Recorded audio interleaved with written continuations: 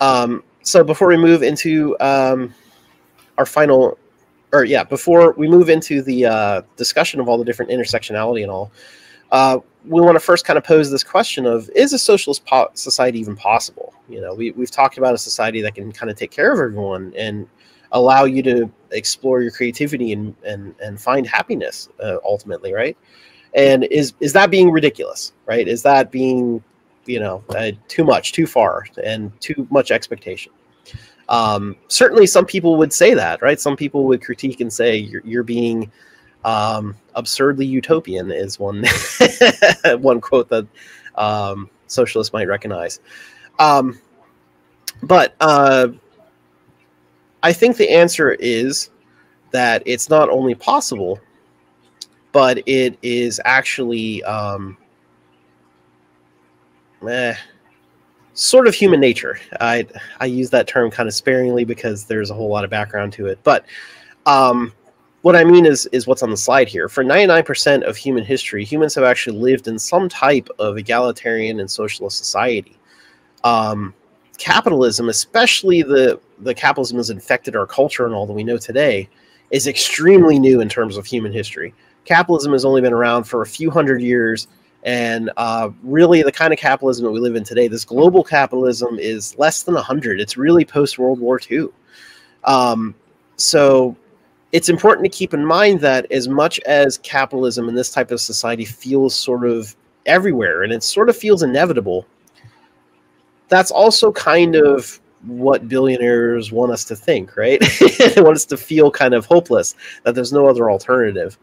But that's not actually true. There is the alternative socialism, and that is, you know, the history of humanity is some type of socialism. Now, obviously, things have not been perfect through all of history, and there are struggles for social rights and things that we want to continue to progress on. But generally speaking, you know, socialism is a core concept of who humanity is. And you can see this in the writings of, for example, Peter Kropotkin, who wrote Mutual Aid, A Factor in Evolution. And it's a really great book. Again, this is really not that long ago. When Darwin came up with the theory of evolution from his observation of animals, right-wing folks took that to mean this very like dog-eat-dog competitive sort of world where, like, you know, nature is evil and cruel and terrible and you just have to fight to survive. And that's not actually what Darwin said, and that's not actually what most analysts have found since then, you know, biologists, researchers, and all that have looked at evolution. And Kropotkin wrote about this, that actually most of the biological evidence shows that it's not competition, it's actually cooperation that has been one of the key factors in evolution for all life on the planet, but especially for humans. We evolved because of cooperation, because we survived better when we worked together and we helped each other. So you know, and that's basically what we're talking about with socialism, that we want to create those communities where we can cooperate and work together for something bigger than any of us can individually do. So I think capitalism is new. It's not inevitable. We can actually change the social structure that exists today to a socialist society, and we know that it can work because that's how humans are. We are cooperative, or at least when given our best potential, right? When we make sure that folks are taken care of, we are very cooperative, creative species. We can overcome many challenges by working together, and that's the future that we're working for. And it's also important to recognize that socialism is not an end goal. There's not like a checklist, and I say, once we check off these 10 things, we have socialism on Thursday. That's not how it works. We also have to think that this is an ongoing process. We're always going to be evolving and dealing with new challenges. And so socialism will evolve with us. But what's important is that we're cooperating and we're working together, and we're always dealing with those challenges as they come up together. And that's that process, not an endpoint. That process is also partly what we mean by socialism. So developing that process requires us learning from both the successes and the failures through history. That as capitalism has progressed through time, you know, various organizations and movements have come up to resist empires and colonialism and all that's associated with capitalism. And they've been to various degrees successful or not. And either way, by studying those movements, we can learn from them, and we can keep growing, and we can keep moving toward that socialist society. So I think that's about it. Do you have any thoughts on all this, Chris, or are you ready to move to the authors? I have lots of thoughts on it, but I somehow managed to keep myself from jumping in. And yeah, I was trying to go quickly. So yeah. I will just take the moment to say I was trying to go very quickly, so I'm sorry if I left things out and all, and I haven't been watching the chat, so I apologize. But we did have recorded live streams on both What is Capitalism and What is Socialism. So if you check those out, those are longer things where we expand on all the slides that you just saw in much more depth. So if any of this was interesting to you, check those out, and you can see much more conversation. Yeah, so, as Garrett just said, we've done a few different iterations of the same general workshop, right? The first one we did was just like go through everything real quick, right? And we failed on the quick side of things. The next one we dove deeper into what is capitalism, and then the following one we dove deeper into what is socialism. So if you want to go back and see those, it's the February sessions for the broad one, May for what is capitalism, and August sessions for what is socialism. So you can go back and you can find all of those at greensocialist.net/101s underneath the kind of schedule for the upcoming ones. And they're there. The slideshows are there, right? So you can actually look at the slideshows. You can click links and all of that. So that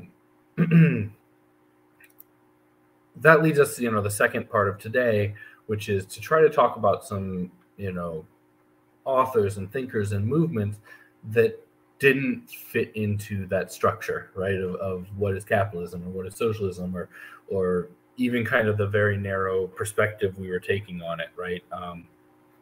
Just to kind of expand it, because we knew we'd been largely talking about the same, ideas for 3 months, 3 sessions in a row. We did a lot of like historical socialism. From like the 1800s and stuff, which is important to learn because there's a lot of lessons from both the movements on the ground, what they learned, as well as a lot of Marxist analysis still applies to today. However, it is still historical, so it's really great to move into sort of contemporary analysis, which is what a lot of these authors are. Yeah, and it just, it's important to understand, like Garrett was talking about the post-Marxists, but they're not really post-Marx, or they're only post-Marxists in that they're post-Marxist life. Right, they are continuing the project of Marxism, which I think is an important thing to understand when we're talking about socialism, especially when Marxism comes up. But socialism broadly, right, is that these ideas were things that were started being discussed hundreds of years ago, that were practiced, as Garrett said, for millennia without, expressing it in the way we express it in modern times. But to understand them is not as something that began and ended with Karl Marx, right? People have come in from the, for decades, a century plus following, and continued to build the tree that is, the Marxist theory today. We're actually not going to go too deep into it. But, one of my favorite examples Garrett mentioned was those post-Marxists of Gramsci and Adorno and Horkheimer, and then Guy Debord, who we will have in here today, right? But Marx at the time that we went deeper into this before, but Marx at his time, there was still a clear not only German culture but regional German cultures, and there was clear English culture and Italian culture, and the state, right, the nation state was still very much the central thing in the world, and capitalism was up and coming. And in Marx's time, he didn't have I think he kind of saw it on the horizon, but capitalism hadn't merged with globalization and global culture to create, a total global capitalism that we see here today, where it has infected every inch of the globe almost, right? So what that meant was that there's a big part of capitalism that we see today that Marx couldn't cover because it wasn't showing its face yet. And that's where Gramsci comes along, right, in the 1920s. And Gramsci is able to say from prison, right? Most of Gramsci's work are from his prison notebooks, which were, strangely enough, translated to English by Pete Buttigieg's dad. So Mayor Pete fell very far from a very radical leftist tree in his dad. But Gramsci came out, and Gramsci was seeing, the first inklings of a global capitalist culture, of corporations and capital becoming bigger and more important than the state. And he created this idea of hegemony, right?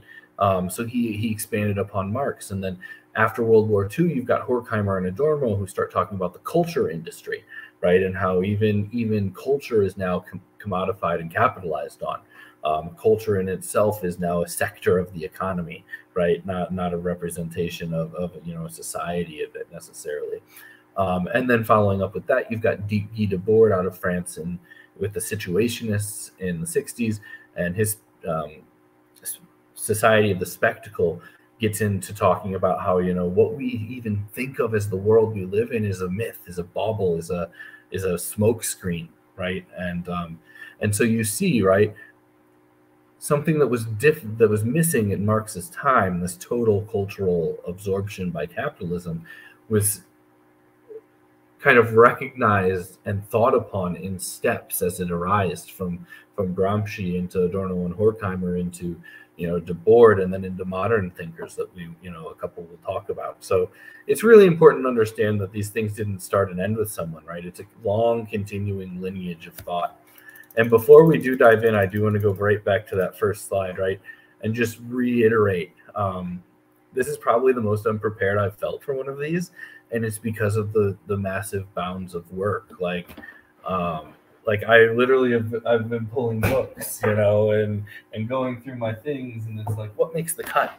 What doesn't make the cut? When we've only got this much time, like when I've only got one slide per issue, a lot of these slides you're going to see in this section, we could do many, many hours on each slide, right? So there's a lot of things that are going to be missing, and we may, hopefully in the future, we can dive deeper and do many, many things, do a 2-hour workshop on every single one of these sections and really dive deep.